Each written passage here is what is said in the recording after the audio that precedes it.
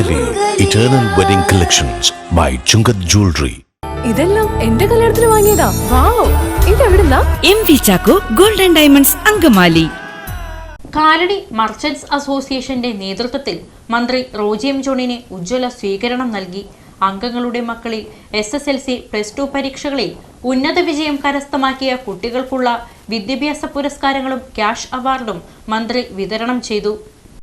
Kalady merchants അസോസിയേഷന്റെ നേതൃത്വത്തിൽ മന്ത്രി റോജി എം ജോണിന് ഉജ്ജ്വല സ്വീകരണം നൽകി.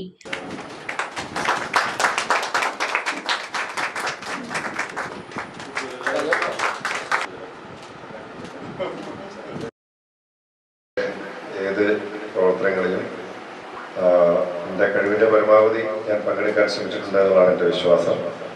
അതുപോലെ തന്നെ അസോസിയേഷനായാലും കാലടിയുമായി ബന്ധപ്പെട്ടിട്ടുള്ള ഏതൊരു പൊതുകാര്യത്തിന് വളരെ തുറന്ന മനസ്സോടുകൂടി പോസിറ്റീവായിട്ടുള്ള സമീപനം സ്വീകരിക്കുന്ന ഒരു സംഘടനയാണ് കാലടി മർച്ചന്റ് അസോസിയേഷൻ എന്ന് പറയുന്നതിൽ വളരെയധികം സന്തോഷവും.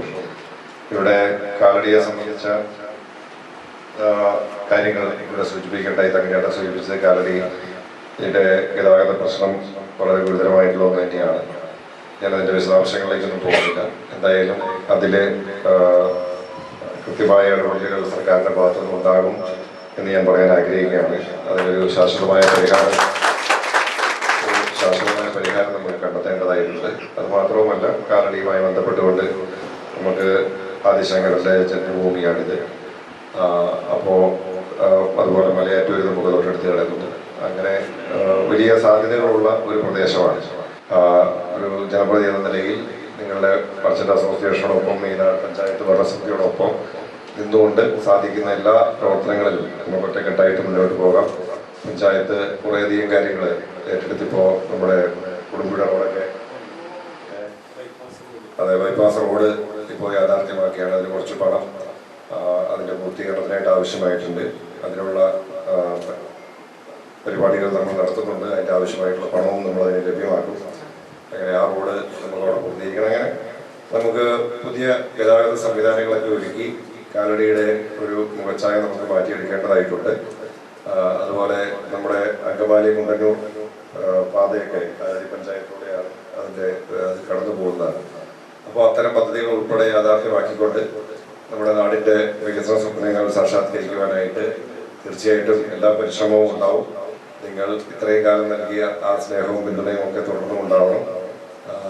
ഞാൻ ഇവിടെ തങ്ങളേട്ടൻ പറഞ്ഞ ഒരു കാര്യം സത്യമാണ്. ഞാൻ ഏതെങ്കിലും സ്ഥാനമാനങ്ങൾ വന്നാൽ അതിൻ്റെ പേരിൽ അഹങ്കരിക്കുന്ന ആളൊന്നുമല്ല. കാരണം ഈ സ്ഥാനങ്ങളൊക്കെ നൽകിയത് ഈ നാട്ടിലെ ജനങ്ങളാണ് എന്ന ഉത്തമ ബോധ്യം എനിക്കിപ്പോഴും ഉണ്ട്. അതുകൊണ്ട് ജനാധിപത്യത്തിലെ ജനങ്ങൾ തന്നെയാണ് രാജാക്കന്മാർ. നമ്മൾ ഒരു അവസരം ജനങ്ങൾ നൽകി ആ അവസരം നമ്മൾ എങ്ങനെ പ്രയോജനപ്പെടുത്തുന്നു എന്നുള്ളതാണ്. അതിന് ഉള്ള പരിശ്രമമാണ് നമ്മൾ നടത്തിക്കൊണ്ടിരിക്കുന്നത്. ഞാനതിനകത്ത് എൻ്റെ അടുത്ത് ഒരാൾ വരുമ്പോൾ അതിൽ വലിപ്പ ചെറുപ്പമോ ജാതി മതമോ കക്ഷി രാഷ്ട്രീയമോ ഒന്നും നോക്കാറില്ല. വരുന്ന എല്ലാവരെയും നമ്മൾ ഒരുപോലെ കണ്ടുകൊണ്ട് നമുക്ക് സാധിക്കുന്ന കാര്യങ്ങൾ ചെയ്യാം. പറ്റാത്ത കാര്യങ്ങൾ ഞാൻ പറ്റില്ല എന്ന് പറയാം.